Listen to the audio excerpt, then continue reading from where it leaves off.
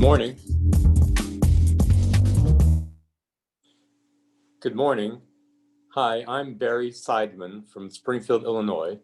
I am a Jewish Federations of North America trustee and currently serving as chair of the Small Federation Cohort, a collection of 66 Jewish federations from smaller communities with federation memberships of fewer than 5,000. Welcome to the session, We Are Not Okay, Supporting Mental Health During a Long-Term Crisis. Thank you for joining us today. Recordings of this session and all the other workshops will be available online after the GA ends. I hope you are also planning to join us this afternoon at 1:30 for the Jewish Together plenary. Since the beginning of the pandemic, a mental health crisis has been unfolding. Some are living in situations of acute distress, brought on by the cascading impacts of the shelter-in-place order, debilitating anxiety over the future, increased emotional or physical abuse, worsening hunger, loss of self-worth. Some are merely surviving through chronic anguish. They are safe, but their anxieties are increased, their sources of joy and support altered or diminished. How do we understand what is happening to us, and how do we survive this time? We are lucky today to be able to learn with several expert practitioners in the mental health space. The Israel Trauma Coalition works with those in distress all over the world. Tali Levanon, the organization's executive director, will be sharing their experiences during COVID alongside renowned Israeli psychologist and trauma specialist, Dr. Naomi Baum. We'll also turn to American practitioners. OneTable has been working in the engagement space, but since COVID, has been working with their core population of 20 and 30-somethings on the loneliness and loss that many have been experiencing since March. Rabbi Lisa Goldstein, a consultant with extensive experience in drawing strength and resiliency from Jewish tradition, and Yoshi Silverstein, who builds resilient communities through diversity and personal reflective practice, will join the conversation. I'm pleased to introduce Emily Zussman, Associate Director of People and Field Operations, and Sarit Wisniewski, Associate Director of Community Partnerships for OneTable. Sarit, the floor is yours.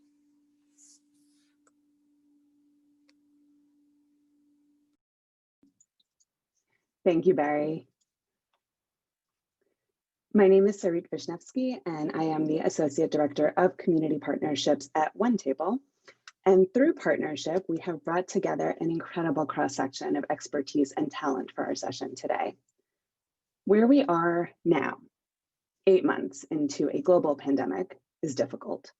And in some ways, it's a different type of difficult from where we started back in March, which was a place of shock, where we didn't have as many answers or an understanding at that time as we have now. It's not that much clearer where we are currently, but the shock has hopefully worn off a bit.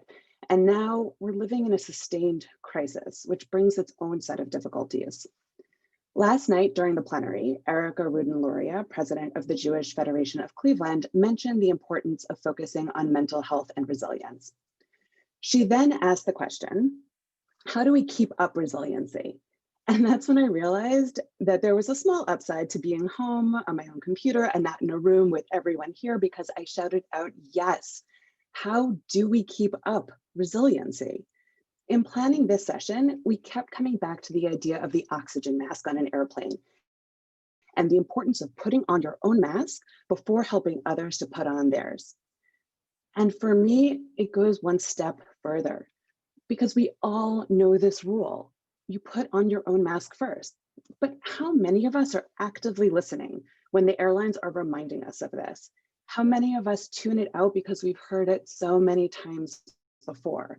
How many of us right now are forgetting to put on our own mask first, to take care of ourselves so we can take care of others? I know there are so many people in your circles and your networks that you're thinking about all the time. Your family, your colleagues, your community. What are the tools we have to take care of each other and ourselves? The goal of this session is to explore resiliency as an action, to equip you with learnings and tools that you can bring back to all of your circles. So we could start with the data and the professional experiences, but resilience isn't just about powering through. We are deeply impacted by the world around us, and our experiences are so important. So for the next 85 minutes, I invite you to turn off your notifications, your second screen, your phones, and to be present with us here. To get us started, I am so pleased to introduce Rabbi Lisa Goldstein, who is a teacher and facilitator of Jewish spiritual practices. She will lead us in a short meditative exploration that will help us really arrive so that we can bring a better quality of attention and presence to this session.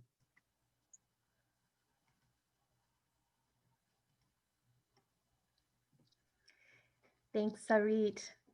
Hi, everybody. I'm really happy to be here with you all. And I wanted to teach you a practice that you can do at any time. I know we are all so distracted all the time because we're trying so hard to keep all these balls up in the air of all the different things that we are responsible for. And that can be completely exhausting, particularly when we ourselves are feeling worried or overwhelmed. It takes a lot of effort and energy to keep some of those feelings at bay so that we can really do what we need to do in the world to take care of those around us. So this is a very simple practice that can help us be more present and experience a little bit more ease. So the Jewish mystical tradition talks about 4 worlds, which basically is 4 different ways that we can experience our lives. And those 4 worlds are the world of Asiyah, the world of the body, the world of Yetzirah, the world of the emotional, like how our feelings come and go, the world of Bria, which is how our thoughts are moving, and then the world of Atzilut, which is the way our presence, our awareness, our soul, if you like, is experiencing the world. So we're going to go through a short exercise checking in with each of those four worlds with a lot of chesed, with loving kindness, just to allow whatever is there to be there, and emet, really telling the truth, what is true in our experience right now, to let it be there. So, so I'd like to invite you to just take a moment, and no one can see, so you can really get into this exercise. So take a moment and first just feel your feet on the ground, feeling the earth supporting you, and taking a moment to check in to the wisdom of the body. What is really happening in your body right now? You might want to scan from your feet up through your legs, feeling the chair or the cushion supporting you, noticing what's happening in your belly, noticing how your shoulders are, noticing what's happening with your face, any place you might feel some tension. Just noticing what is true in the body right now. And now I want to invite you to check in with what is happening in your emotional world. What are the emotions that are present? What's the climate in your heart? And if it's something that's pleasant and feels good, you can just bring some gratitude to that.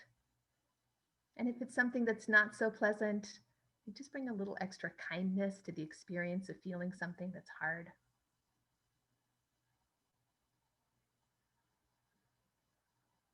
And now noticing what's the nature of your thoughts right now? Is your mind racing?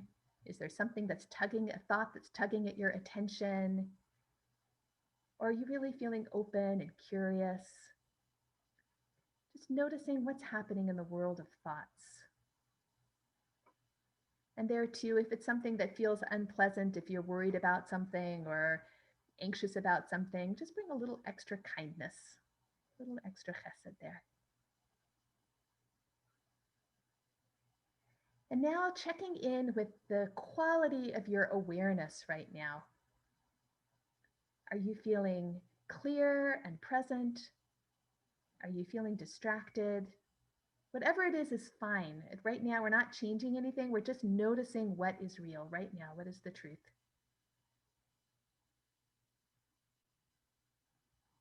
And then coming back to the body which is always here in this moment.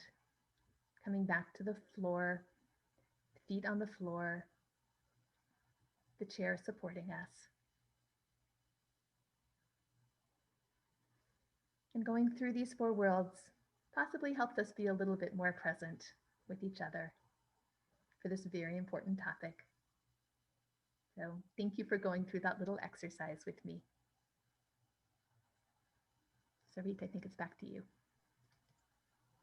Thank you so much, Lisa. I really think more meetings need to start with that grounding. Thank you for bringing us into this moment together. At OneTable, we also start from the individual, and I am so excited now to pass it to my amazing colleague at OneTable, Emily Zussman, to share some of what we have learned from our users at this time. It's all you, Emily. Thank you, Sarit, and thanks everyone for joining us. My name is Emily Zussman. I am the Associate Director of People and Field Operations at OneTable. And at OneTable, we're on a mission to make Shabbat dinner accessible to tens of thousands of people who would otherwise be absent from the Jewish community. We provide our hosts and guests with easily accessible tools and resources, making these rituals not only attainable, but sustainable. There is no doubt that the world of today is different. Social distancing and stay-at-home orders amidst the coronavirus pandemic keep us confined and physically isolated. We are deprived of our daily routines and of the everyday human contact that results. Every brand and business and organization that has your email address has been communicating with how they are handling the coronavirus threat. But who's checking in with you? We wanted to know at OneTable how our community is coping during the crisis. What do they need most right now, and how can we support them? So we asked. We engaged the Benenson Strategy Group to field a pulse check survey of our community and the Sacred Design Lab and Designing Empathy to dive deep with journal entries and focus groups for a small subgroup of our participants. These two studies were separate but complementary, and together they capture the salient juxtaposition of the bleakness of the current events with bright silver linings and light at the end of the tunnel that we're focusing on here today. We spoke to over 1,200 OneTable users who have been active in the past year, including people who came through our virtual doors since mid-March. This sample represents a diverse cross-section of our community, and they told us about their present states of mind, their concerns, and their visions for the next normal. Throughout this presentation, I hope that things come up for you, whether it's questions, head nods if I could see you, and just bringing some thoughts back to yourselves and to your community. So thinking about the parts of this research that resonate a lot with me are, this makes me think about, and I can see exactly how my organization or myself can bring this back to my own work. We've lost a daily rhythm and are eager to find a new one. People are feeling disoriented and displaced. They're looking for tools to delineate time and context to find new rhythm. Our relationships have transformed during this time, and we need new strategies for connection. Our community is looking for small-scale moments of casual contact to create accidental community and opportunities to connect with their nearest and dearest while staying physically apart. We are reckoning with a changed world and actually don't want to go back to how it was. Our community is seeking meaningful pathways to shape the world we want to live in tomorrow. 3 in 4 of our respondents say that it'll be at least 6 months before life goes back to normal after the coronavirus, if it ever goes back to normal. And the vast majority of people believe that the worst is yet to come in terms of the virus's impact on society as a whole. Our community doesn't know what comes next, but they know that we can't go back to how things were. They're grieving the past, but at the same time feeling optimistic about the future. Young adults are reevaluating what's important to them in life. Personal ambitions, relationships, and careers are all put in perspective by the pandemic. There's a clarity in which values take center stage. They're also recognizing that we need to change. One of our focus group respondents mentioned that my priorities have changed and I'm confident about making important decisions after the quarantine period. The pandemic is affecting the OneTable participants in personal ways. 4% say that they contracted the virus themselves, and nearly 2/3, 65%, say that they know somebody personally who has. 1 in 4 are living somewhere other than where they normally live because of the virus, including even higher shares of those from the New York area, women under 30. I lived in Detroit for 6 months this year. Additionally, 1 in 4 have been furloughed, have had their hours or wages reduced, and have been laid off due to the virus. Among those still working, 93% are working from home, and among the users who are students, 81% have transitioned to online classes.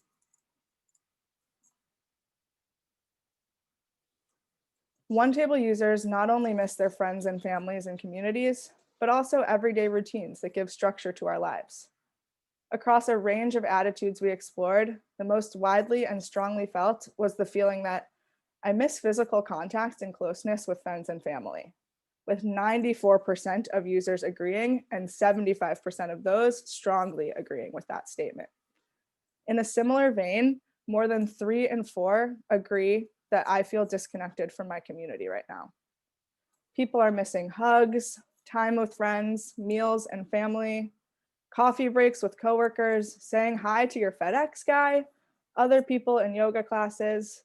They miss their closest people, as well as those casual, everyday human interactions that will randomly brighten your day. COVID-19 has disrupted users' lives, but many have found occasions to feel gratitude. 73% of our users say that they are feeling a greater appreciation for what they have. When presented with a list of words to describe how they're feeling, 68% said that lucky describes them, even more than those words like stressed, frustrated, or exhausted. Folks are going back and forth between these mindsets daily, hourly, by the minute, going between resilience and survival mode. And we're here along with Rabbi Lisa, Yoshi, Naomi, and Tali to provide tools for resistance while honoring the stress, anxiety, and unknown that we are all feeling. So at OneTable, this information was really exciting to us and led us to ask our favorite type of question: how might we question? And we asked, based on what we just learned and based on what I just shared with you, how might we support ourselves and our community right now and moving forward? For many young adults, Jewish identity, culture, and engagement can be this source of comfort. 6 in 10 respondents to our surveys agreed that it has felt especially important for me to connect with my Jewish identity in some way. This is a moment where people are primed to seek out what we offer, all of us.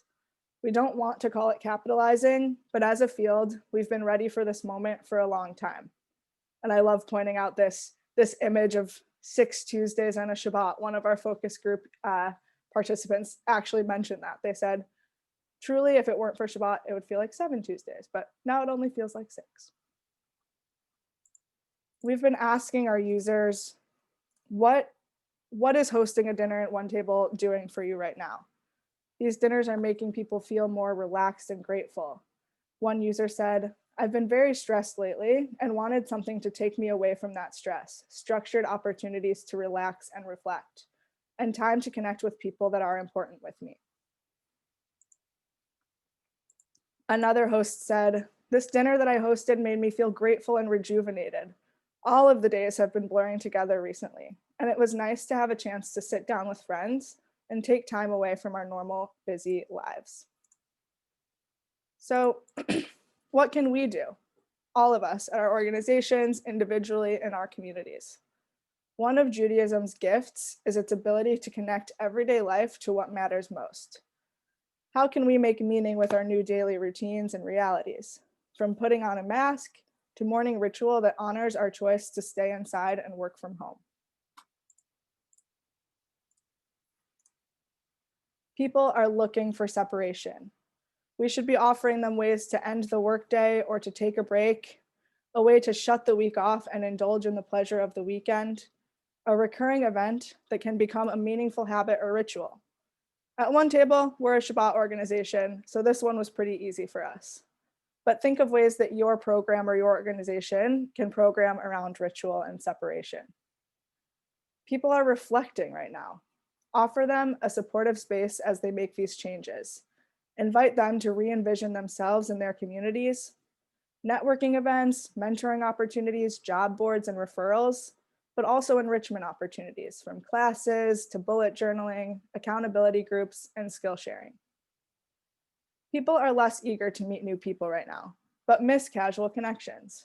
Offer intimate gatherings as well as small-scale moments for casual contact. Give your constituents the tools to gather on their own. They might not want to do a Zoom breakout rooms with people that they don't know, but they want that feeling of seeing a familiar face, even if for a brief time. Speed meetings for 15-minute coffee chats, drive-by birthday celebrations, or maybe even a social distance book exchange. People are struggling. There are good days and there are bad days, but we're all doing the best that we can. So I encourage you in your lives and your organizations to keep things as low pressure and low key as possible. Especially right now, don't hound folks to RSVP, but instead invite them to register. Send an event reminder, but let people participate in online events at the last minute. You don't know what kind of day they're having when you hit their inbox. So be kind to them and be kind to yourselves. Low attendance does not mean failure. Our interviewees actually don't want things to just go back to the way that they were. The world and we should be changed by this. We don't know what the future holds. Will there be another spike in cases? How will 30 million newly unemployed Americans recover? We're grieving in anticipation of the world to come, as we know that things will never be the same. And community life will be transformed by physical distancing. Even when we do come back together, caution and perhaps suspicion will dominate. The traditional physical locations of religious and communal life are breaking down before our eyes. Some institutions might not survive, and nearly all will have to reinvent, finding new ways to share our ancient gifts. Every organization and individual here today has their own mission and vision. Something else worth sharing is that we can offer virtual programming to try gathering people, but Zoom fatigue is real. People are on the phone and video conferencing all day for work. We suggest thinking about offering programming that's also considering ways that your constituents can do something for themselves on their own time to feel a part of your community. OneTable, we've seen success with our large online events, but also with giving people the tools to connect virtually in small groups, which is really the challah and butter of our work at OneTable, and giving people the permission to celebrate Shabbat alone. Consumer trends have been talking about kits and boxes to help you do something. Cook, paint night, crafting. Yes, we've heard of Shabbat in a box. No, we don't do it, but we're thinking about how we might make things more turnkey and neatly packaged for our users, literally. Maybe there's something there. Can you give your community a taste of your mission from home? Can you recreate and relocate the sensory experience of gathering, even if just for a few moments? OneTable users know that Shabbat is portable and that it happens every week because we are a community bound by time. How can you apply the same thinking to your work, to your organization, and your collaboration, hopefully, with other people that might be on this call today?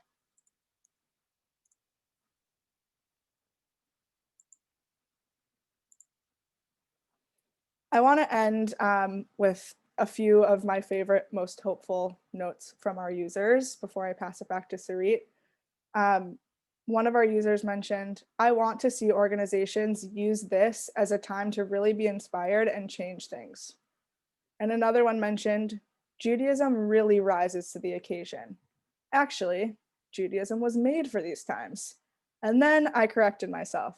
Judaism was made from these times. People are hopeful and changing and expecting change from the organizations that they're involved with as well. They're hoping that the Jewish organizations that we all are a part of as volunteers, lay leaders, professionals, board members, rise to this occasion and adapt and help them as people adapt to this new normal. Thanks so much. Thank you so much, Emily, for taking us through these learnings.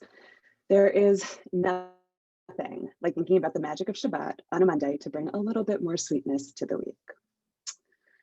And now I am so happy to introduce Yoshi Silverstein, who will lead us through a guided movement and sensory practice for strengthening ourselves and rooting ourselves within the world.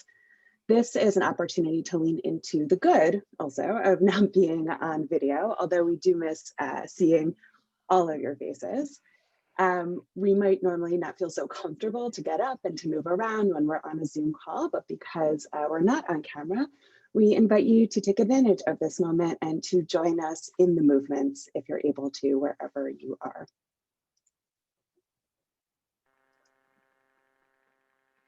All right, hello everyone. Thank you so much. It's great to be here. As I just give a little bit of opening framing about our work and then jump into the movement practice, I want to invite folks to go ahead and stand up now and sort of arrange your space. We're not going to do anything that will take huge amounts of space because, of course, one of the aspects of being in pandemic is we're all working with whatever space we kind of have. So we'll be doing things, but though that will be taking up a little bit of space, I will also give some modifications for folks who may not feel comfortable standing for some or all of the time. But if you're able to stand, then go ahead and start, standing up and arranging your space now. So I run an organization called Mitsui Collective.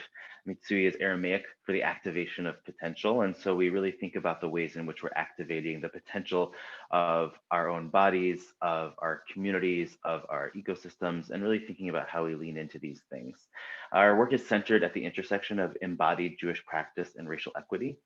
And we're really thinking about these core questions of how do we experience Judaism through our bodies, and also how is our experience of Judaism and Jewish community impacted because of the bodies that we're in.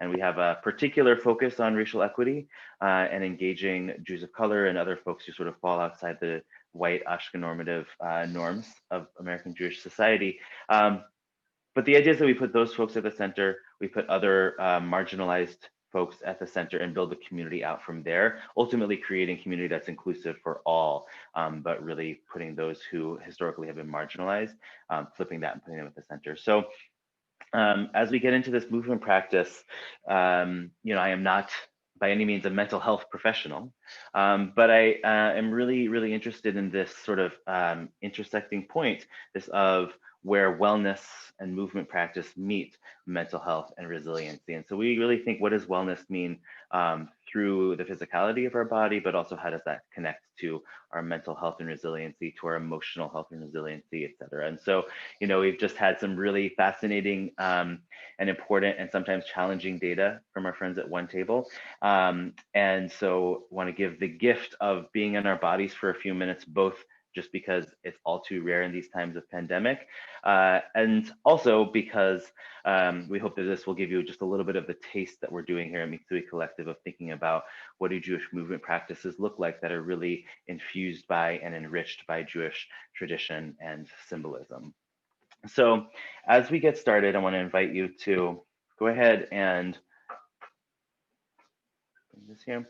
So go ahead and if you're standing or if you're sitting, to stand nice and tall with a neutral spine, sort of building off of what my colleague Rabbi Lisa started off with in our lovely sort of breath and mindfulness exercise, and we're going to build off of that. So just take a couple deep breaths, really feel your feet on the ground. Ideally you're barefoot or in socks, but if you're in shoes, that's also fine. But if you're looking for an excuse to take your shoes off, now's the time, especially because nobody can see you. So we're in a place, first of all, with this, with the idea of the Jewish star, the six-pointed star. And we're going to imagine that this is mapped out around us on the floor and that we're standing in the center of the star. And we're going to use these as some reference points to guide a little bit of movement practice. So the first thing to do we're going to start with the right foot and keep the left foot here. And just to think, if this is point number one, that top point of the star, I'm going to go ahead and just touch it, tap it with my toe, and then bring it back. This may be a few inches away, this may be a couple feet away, right? So play with it in terms of what feels interesting and comfortable for you in your body. I'm gonna move then to point two, tap, and come back to the center. Point 3, 4, 5, and 6. And we'll move to the other side again, starting with 1, and now we'll go the other direction. 2, 3, 4, 5, and 6. Next, we're going to play with shifting the balance a little bit. So we're going to start to deepen this movement practice here. So I'm going to start the same way. And as we're going through this, also just notice, what feels comfortable, what feels challenging, but also notice if there are things that are just coming up in the body, whether this is excitement or something that maybe feels anxious or stressful. Certainly if there's pain, then you should stop. So moving into the balance portion, we're now going to move to that point 1, and now I'm going to shift my balance all the way into my right foot. And if I can, if it feels comfortable, I'll even take my left foot off the ground for just a moment. So all of my weight is on the right foot, then put my left foot back and shift the balance and bring it back. We'll go to point number 2. Shift the balance, pick up the foot, return it, shift the balance back to the left foot, bring the right foot back. 3, 4 directly straight behind me, 5. This is where it gets a little interesting, right? Because we're getting into positions that our bodies we don't necessarily put them in all the time.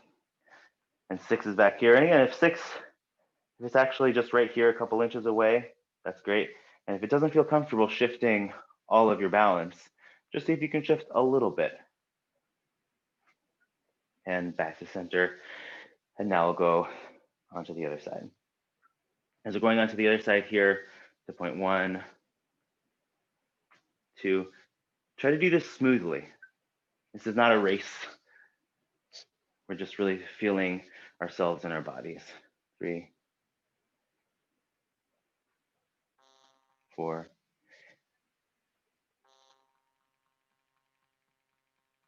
5, and all the way around to 6.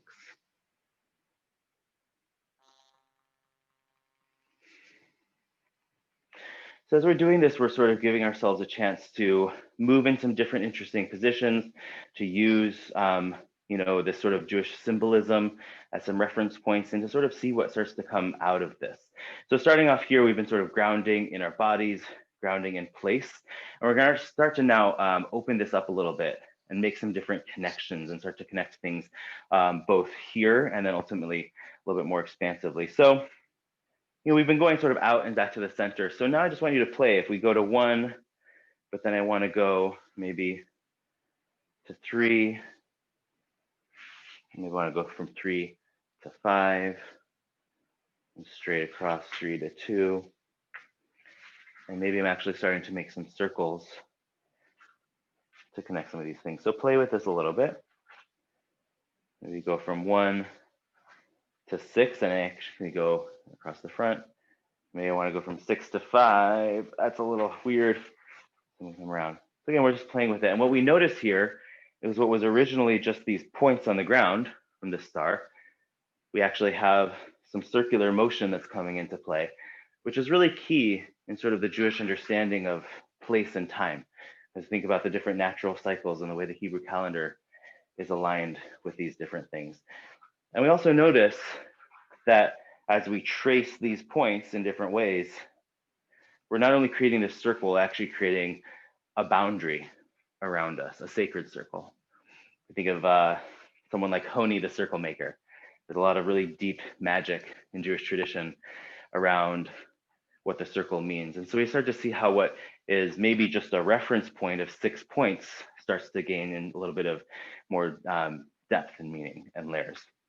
So as we move into this next point, as we're thinking about some of the different things that we wanted to do and use this movement time for, I know certainly for me and for the other planners and a lot of folks I've talked to, one of the things that's really been hard is that we can't connect to people in the way that we're used to. We can't see people physically, either as close as we want to, or in some cases at all, right? It's all virtual. So I wanted to start to bring this into alignment of thinking about really actually calling some of our dear friends and family and people we care about into presence. And so wherever you're standing now, this is where we're going to start to orient not just to this space, but actually to a broader orientation of geography. So, in Jewish tradition, anytime you go into a synagogue or if you're in a Jewish prayer space, usually one of the first things you do to orient yourself is figure out which way is east. And of course, that's because there's a tradition that we pray facing Jerusalem, the old temple. East happens to also be where the sun rises. And so there's all sorts of additional sort of layers that we can go to this. So if we were to think, which way is east? And I'm going to stay facing this way, which for me is actually more westish, but I'm going to stay facing this way so that you can still see my face and not my back. But if you were to now, and since we can't see you, you can go ahead and turn so that you're actually facing east, right? And so if you're facing east, then that means north is to your left, south is to your right, and west is behind you. And so what I'm going to invite you to do, I'm going to talk this through, and then I'm going to put on some music and just give you a chance to play with this for a couple minutes before we then come back together and close out this portion, is to really think, who are the people that I'm really caring about and that I'm really missing and that I wish I could have around me? and to actually sort of map out which direction are they in. So if somebody, for example, was sort of, if this is east, if they're to the southeast from wherever I am, then what I'm gonna do is I'm gonna move my foot in that direction, step down there, shift that weight, and there's two options here. One, if you wanna stay sort of standing and upright, is to just sort of place your hands on your heart and just take a few breaths. You can close your eyes if you want, and just sort of think about that person, think about that they are basically in that direction, and try to feel that connection. The second option is to then actually go down onto the ground. It's really important for using the full capacity of our bodies and movement to actually get down on the ground as often as we can, and to actually place your hands on the ground and playing with this idea of prostration. Again, something that we see in Jewish ritual practice and embodiment, and actually see if you can take a few breaths and feel connection to them through the ground and come back up. And the idea here is to get into those different directions. It also may be something where they're this direction from you, and so you're using this opportunity to turn and pivot, right? Whether it's placing your heart or coming in here. So I'm going to put on a little bit of music. I will mute my voice so you don't hear me, you just hear the music, and I'm going to just do this myself for a couple minutes.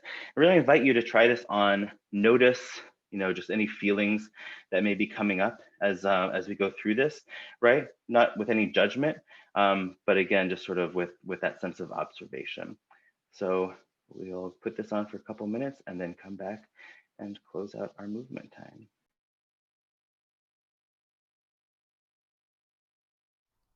All the leaves have fallen down, have fallen down. All the leaves have fallen down, have fallen down. I am the water, earth, fire, and wind. Dig deep my roots and return again. I am the water, earth, fire, and wind. Return again.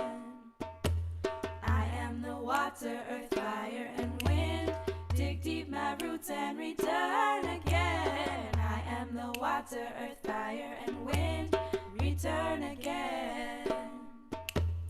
I am the water, earth, fire, and wind. Dig deep my roots and return again. I am the water, earth, fire, and wind. Return again.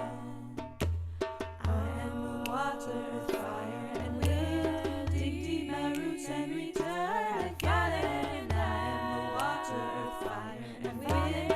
Return again. I am the water, earth, fire, and wind. Dig deep my roots and return again. I am the water, earth, fire, and wind. Return again. I am the water, earth, fire, and wind. Dig deep my roots and return again. I am the water, earth, fire, and wind. Return again.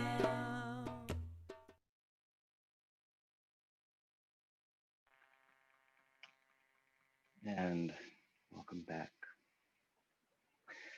So to close this out, and I hope that you were able to feel a little bit of connection, to sort of really call folks in. I mean, it's almost like this sense of ushpizin, of bringing guests into the sukkah. We've created this space, and we're sort of bringing the presence of the people that we really miss and want to hold dearly into this space with us. So the final piece, we've grounded in our bodies, we've grounded in this place, we've grounded in our connection to others, and the final is to ground in time. And so with this, we're in the month of Cheshvan, which we're gonna is either the second month or the 8th month, depending where you start counting. And so with Cheshvan, we're gonna think of it as the 8th month. And so if we are facing east, this is aligns with the month of Nisan in the spring. And so the first thing that we're gonna do is to move backwards and really think about, orienting ourselves first backwards and then forwards in time for a closing reflection. And so with your left foot, we're gonna go all the way around to the 8th month, which is here. turn around, bring your feet together, close your eyes, and take a few deep breaths as you imagine, and just remember Cheshvan last year. What a different time it was. Think about what was happening in that moment as we were getting into the middle to late fall. Maybe the leaves are turning or they're already down in this period of transition into winter.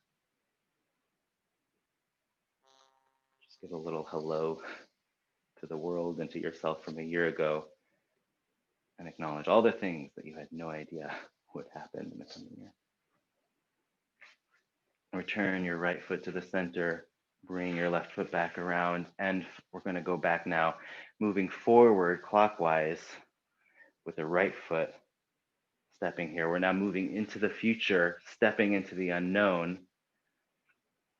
Take a step here and face Cheshvan 5782, the next Shemitah year. And take a few deep breaths and think, what do you hope the world will look like? Where do you hope to be? How do you hope to have moved through the challenges that we are currently experiencing? Take a deep breath, bring your left foot back to center and turn, bring your right foot back around. And we will take just 3 breaths back here in the here and now, honoring our past, honoring our hopes and aspirations for the future, and calling ourselves back into presence and bringing with us the knowledge that we have our own resilient selves, our resilient spirits and souls and bodies to get us through these challenging times. Thank you so much.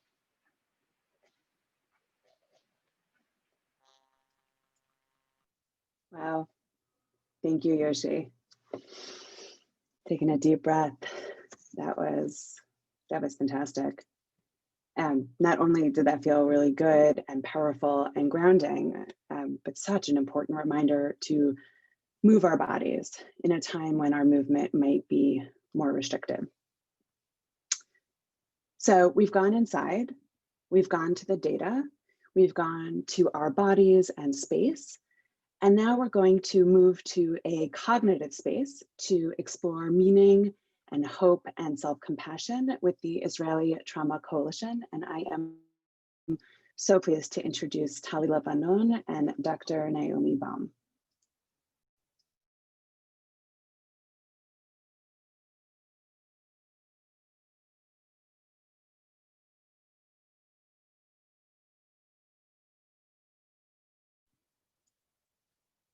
Tali, if you're able to turn your camera on.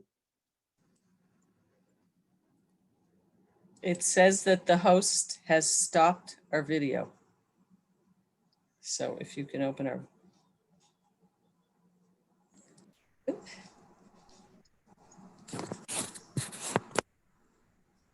Okay.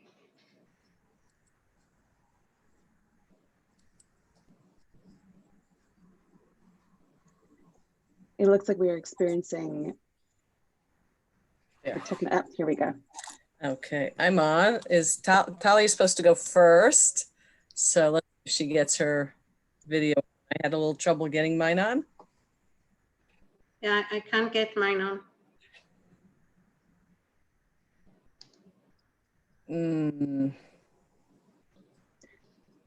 Tali, if you want to begin, we can hear you, and hopefully we can Okay. get your video working. Okay.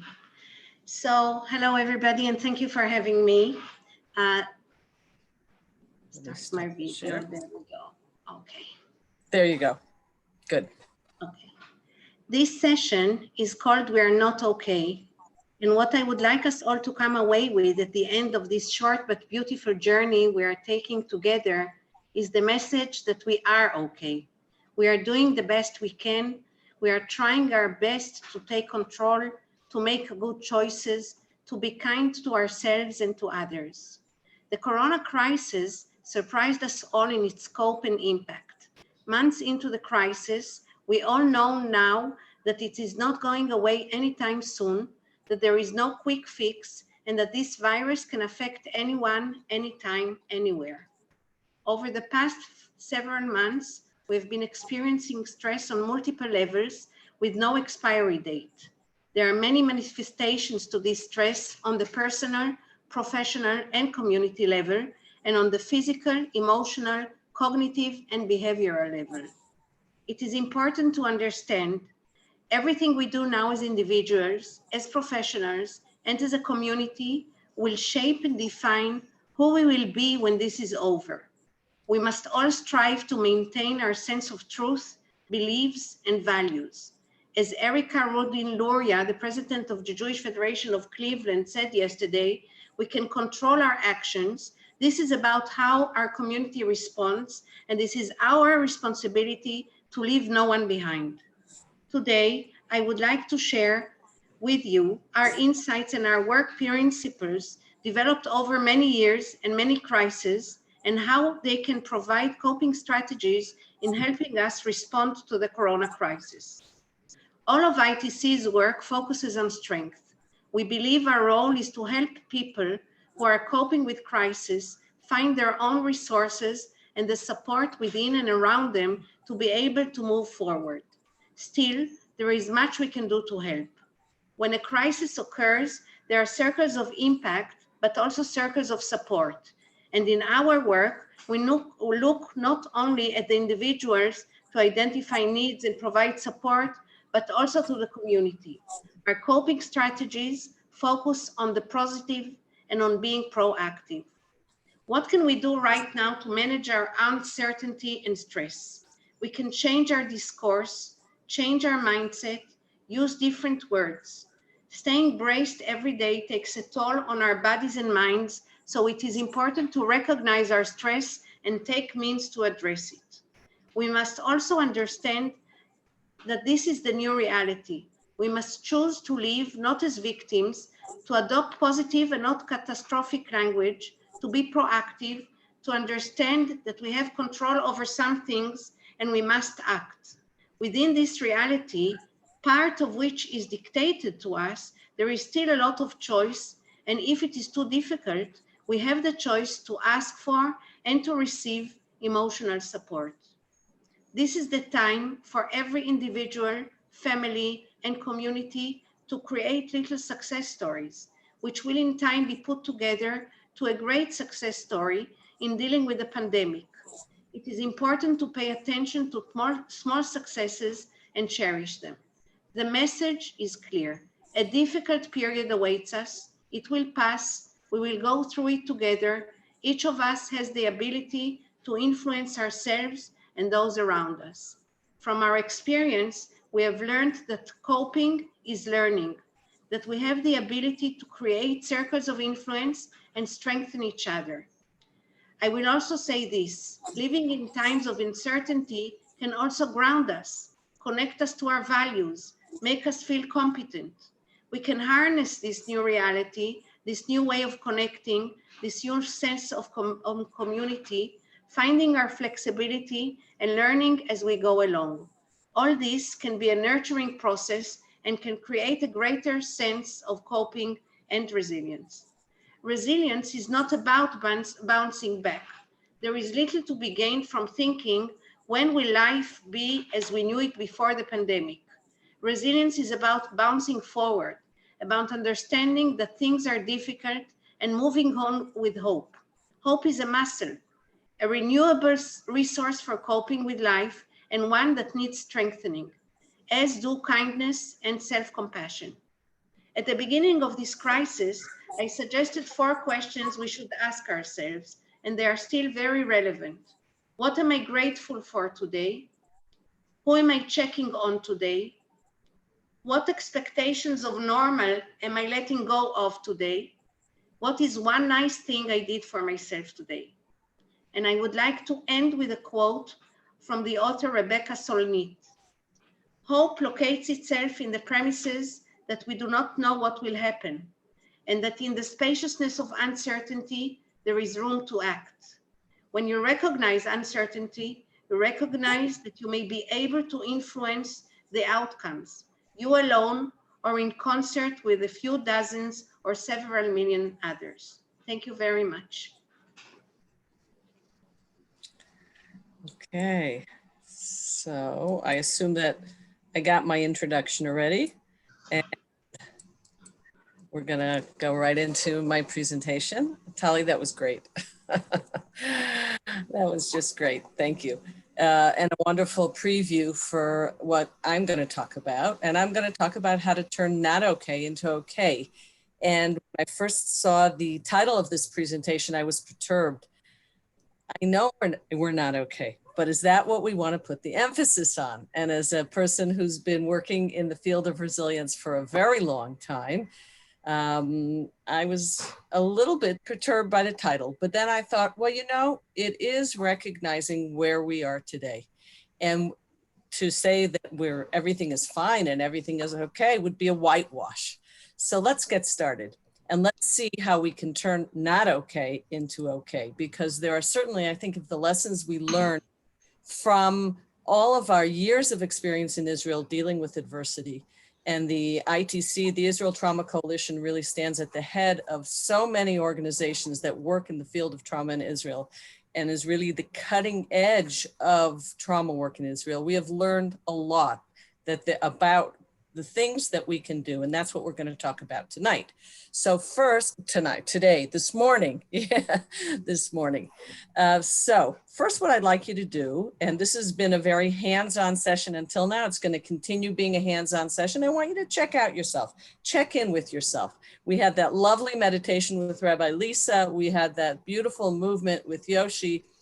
Let's take a look. What's our stress level? With 1 being extremely high stress and 10 being very relaxed. This is actually not a stress-o-meter. That's a misnomer. This is a relaxometer. We want to know how relaxed you are. So take a moment, check in, and see what your number is. And then we're going to continue. Certainly, we have a lot of stressors on our plates. We have a lot of worries. Oops, yep. We have a lot of worries. Are we heading into a new lockdown? Are we just coming out of lockdown? How anxious am I feeling? How isolated? Am I missing family and friends? Burnout, financial worries, job security, grieving, loss of loved ones, threat. What else? Lots and lots and lots of worries. And breaking news from Israel, as we were getting ready for this session, on my desk arrived a brand new research study that was just published today with 804 participants, showing that at 3 points in time, they were measured at 3 points in time in May, July, and October, showing that morale is down, resilience is down, hope is down, well-being is down. And on the other hand, sense of threat is up, anxiety is up, depression, and sense of danger. So things are not looking great. Things are not looking great. And there is a sense, I think, both in Israel and in the United States, as far as in North America, as far as I can determine from afar, that we are moving in a direction of a feeling of burnout. We've been there, we've done that, we've had enough of this, let's move on. And yet we don't know which direction we're moving in. So let's take a moment, and this is a continuation, in fact, of Rabbi Lisa and Yoshi, and put both hands over your heart right now. And this is such a simple exercise, something that you can do anywhere, anytime, any place. You put both hands over your heart. You can keep your eyes open, you can close them, whatever you like. And take 6 breaths in through the mouth, in through the nose, out through the mouth. And as we do this, each person at their own pace, just notice the air coming in and out. And as you have your hands over your heart, you can take a moment, if you wish, to think about the things that you are grateful for. But that's optional. The main point is to just breathe.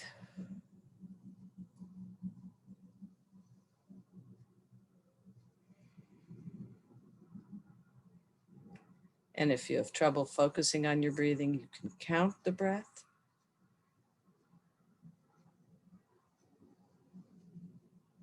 last one. Okay, and now let's check in. Let's see what our stress level is like now, or what our level of relaxation is. Has it gone down?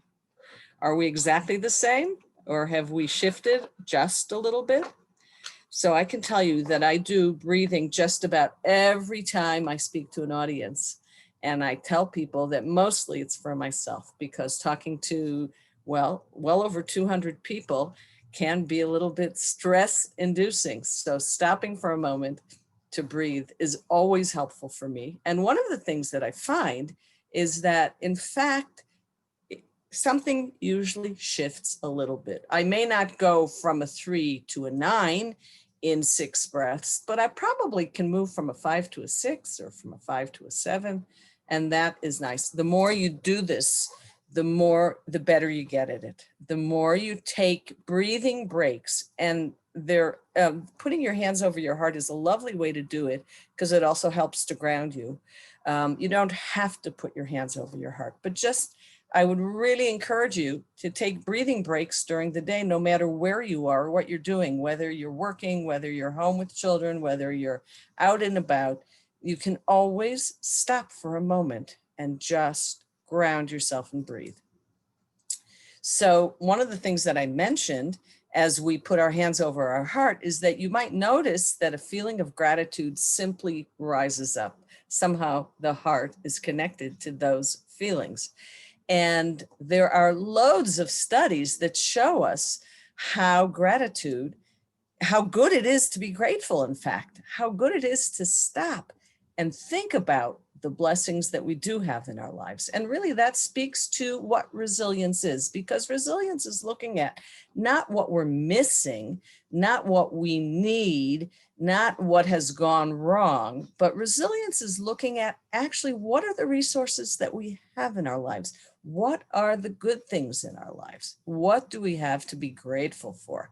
So gratitude is correlated with all of these wonderful things. I don't have to read it out to you. And the people who've done this research, Seligman, Emmons, and McCullough, very strong research to support this. As a matter of fact, all of the things that I'm talking about here have very strong research behind it. I figure that the PhD behind my name gives me the authority to tell you that, in fact, that there is lots of research, a lot of it coming from the field of positive psychology, the psychology of happiness, a lot of it relating to the kinds of things that really make an impact on our feeling. So what we're going to do is actually stop for a minute.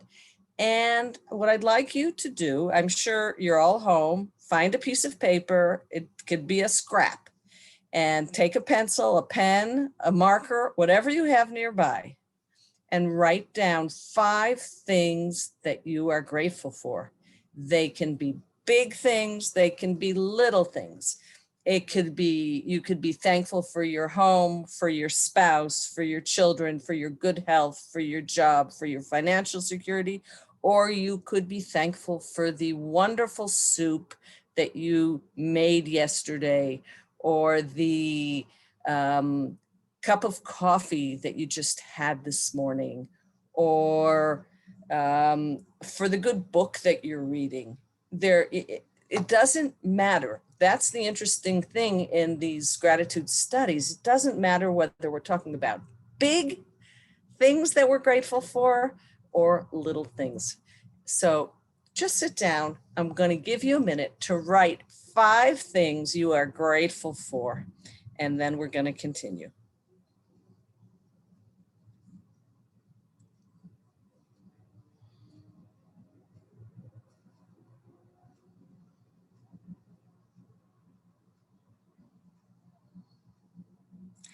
And if you have not finished, if you write more slowly or think, or take your time to think, that is fine.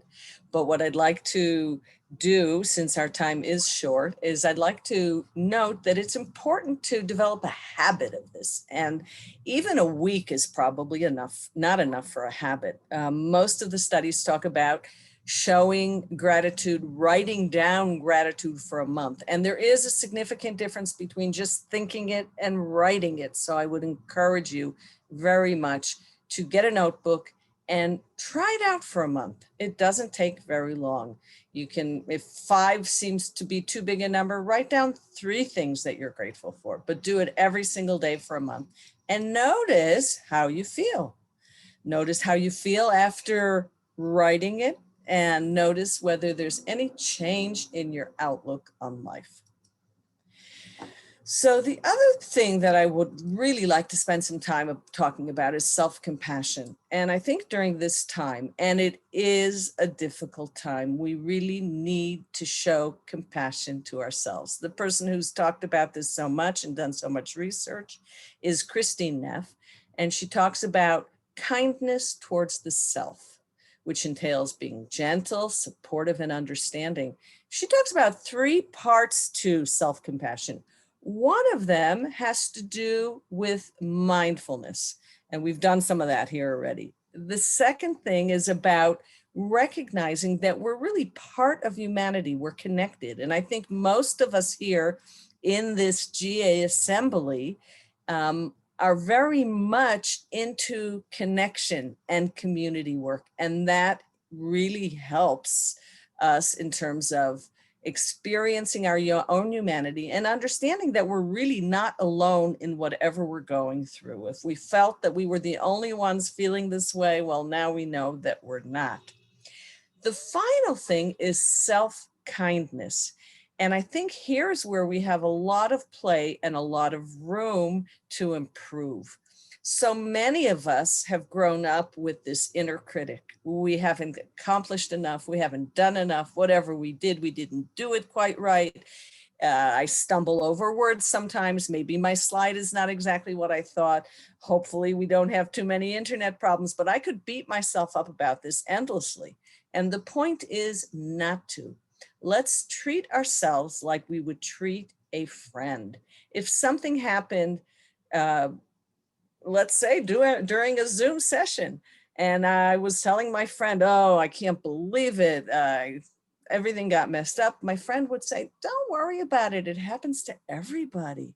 So let's tell ourselves things like that too. Let's be nice to ourselves, allow imperfection, develop a feeling of self-awareness without judging. In other words, let's douse that inner critic.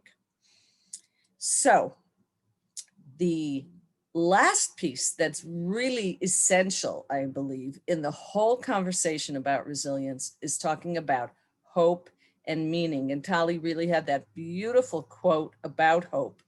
I wanted to bring in 2 people that I have been reading recently. I think one of the problems with hope is that it's sort of ephemeral. It comes and it goes.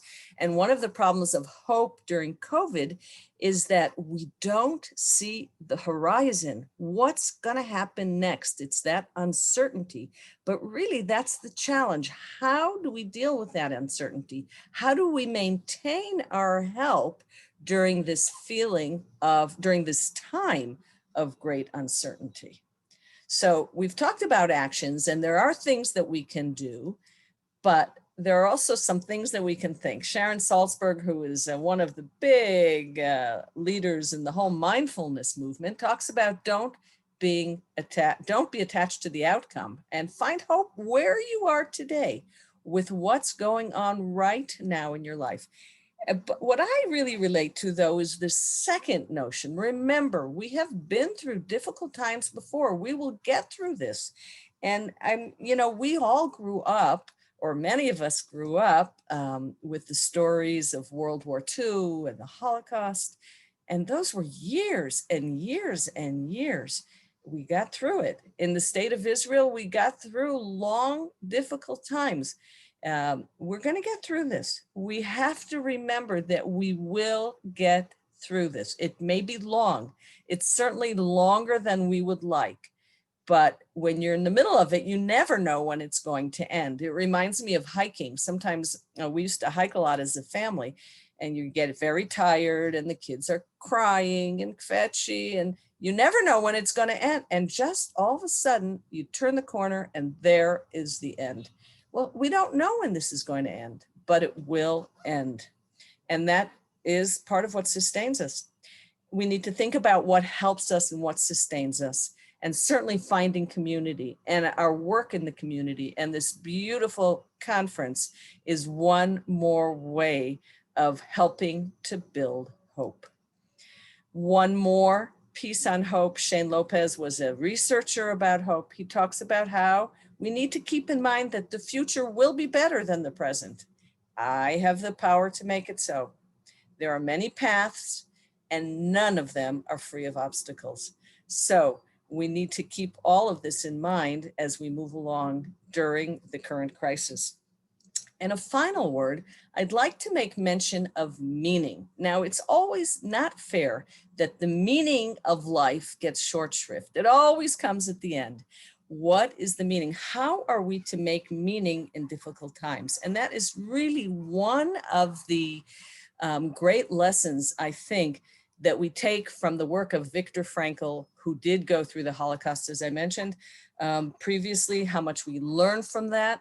But we also can learn from the people around us. I recently published a book, it's really just coming out now, called Is Resilience, where we interviewed people who experienced tremendous adversity in their lives.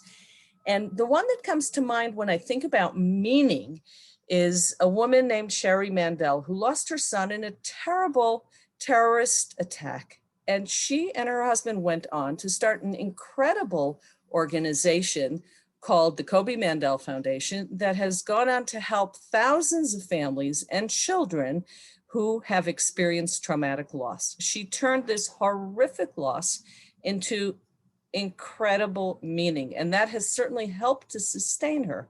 Now, hopefully most of us are not facing such terrific adversity, but we are all experiencing adverse circumstances. Considering what meaning does our life, what meaning does my life have for me, can go a long way to preserving and increasing our resilience. So I'd like you to consider that question and find as many ways to bring meaning into your life as you can. So with that, I'm just going to say, yes, you can. I'm happy, since we're kind of at the end of the session, if anybody wants to ask questions and didn't get a chance, you can send me an email. And there is our brand new book, which I am so proud of, and you can read more about it. Thank you very much. And back to Sarit.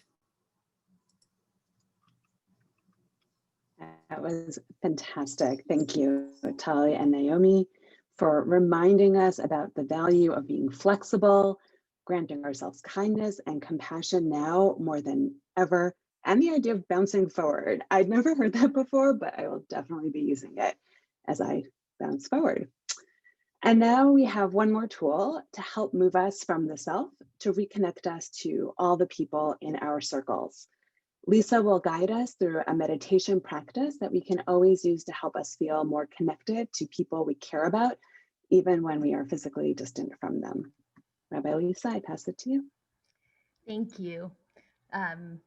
I just want to reflect before I go into the practice together, just what a delight it was to listen to Tali and Naomi, and to really emphasize that what we're talking about here, all of us in one way or another, is about practice, about really that there are these resilience muscles that we can work on, so that when we're feeling resilient in the world, it's not just this thing that's organically there or not, but there are these muscles that we can practice to really help us. And I think it's a teaching that's very deeply embedded in our tradition. If we look at Musar, at Midot work, that we can see that there are these ways of being in the world that even if we're not spontaneously feeling, that we can reveal that they're either latent within us or that we can work to acquire them. I actually think that they're latent within us, and that different things cover them up so that we don't have as much access to them. But through intentional, steady, regular practice, that it becomes more habitual. It becomes more just sort of the place that we ordinarily go. So, so I've been working on 5 different spiritual qualities of resilience, which actually I think fit so beautifully with what Naomi and Tali were just telling us. I've been working with gratitude and joy and courage and trust in the goodness that is available to us, and in connection. And here I want to be building a little bit off of what Yoshi offered us in his beautiful embodied practice, and remind us that in the mystical tradition, one of the names for God that I find so compelling and interesting, particularly in this day and age, is in the Zohar. One of the ways that the Shekhinah is named is the holy apple orchard. That and that each one of us is a tree planted in the holy apple orchard, and in its beauty, in its vibrance, in its blossoming, and in the way that on the top it looks like everything is separate and that each tree is just there on its own. But what we're learning more and more is how interconnected everything is underneath the ground in ways that are invisible. And so for us, when we're coming to feel so isolated and distanced at this time of the pandemic, to help us shift so that we see not the separate trees that may be like really far away from each other, but to connect into the interconnectedness that is invisible, but no less strong for being unseen by the eye. So, so I'd like to teach you a practice, and I want to build off of Yoshi's offering of directionality and move us into the 4 directions, to the right of us, to the left of us, before us, and behind us, and to remind us of the angels that are evoked in the nighttime Shema, particularly about their names and what the names of those angels might offer us. So in the nighttime Shema, we ask that Michael, which means who is like God, is on our right. It's a place of sort of embodiment of questions, of searching for clarity, we might say. On our left side is Gabriel, God's strength, so that we can feel strong and powerful on our left. Uriel is before us. Uriel means God's light, so shining the path in front of us. And Raphael is behind us. Raphael means God's healing, so that we really feel like we've got someone at our back, that we're feeling whole, that we're feeling strong. So we're going to be working with those 4 directions and those 4 presences. And so what I'd like to invite you to do at this point is to imagine now someone that you really, really love and that is far away. And we're going to be working on this practice of heart opening, of connecting through that invisible network to that person. So imagine that person, someone that's just easy to love, someone you really wish the best for. You can imagine their face.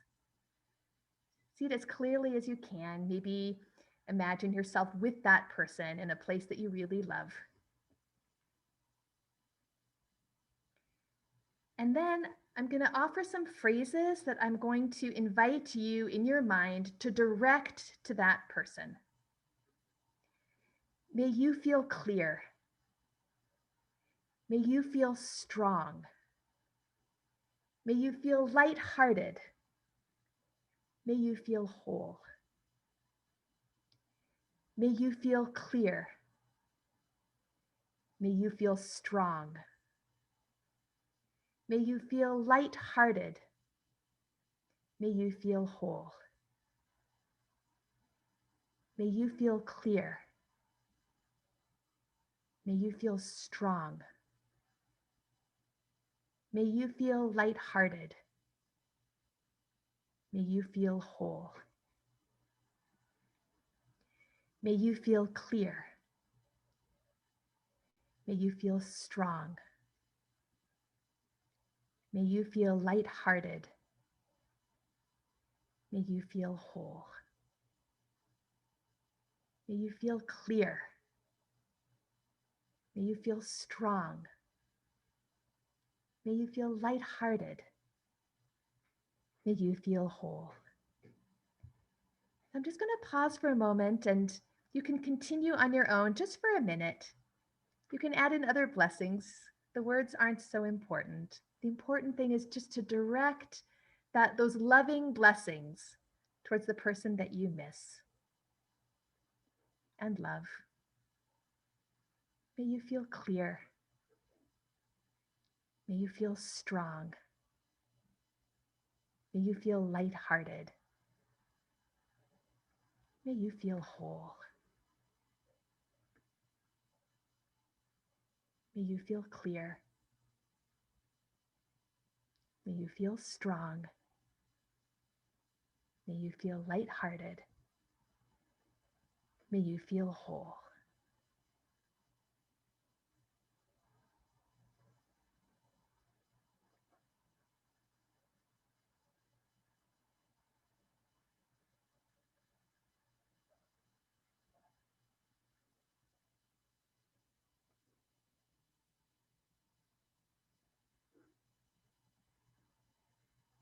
May you feel clear. May you feel strong. May you feel lighthearted. May you feel whole.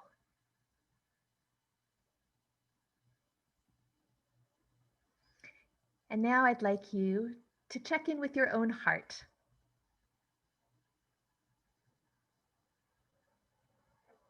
And invite those blessings for yourself. May I feel clear. May I feel strong. May I feel lighthearted. May I feel whole.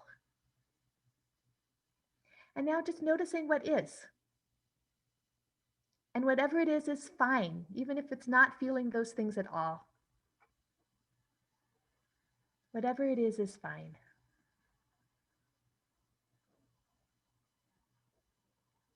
And then maybe, as Naomi instructed us, putting our hands just on our sweethearts. Putting a little extra tenderness there, self-compassion for this whole beautiful, imperfect, complicated, crazy world that we're in, not separate from.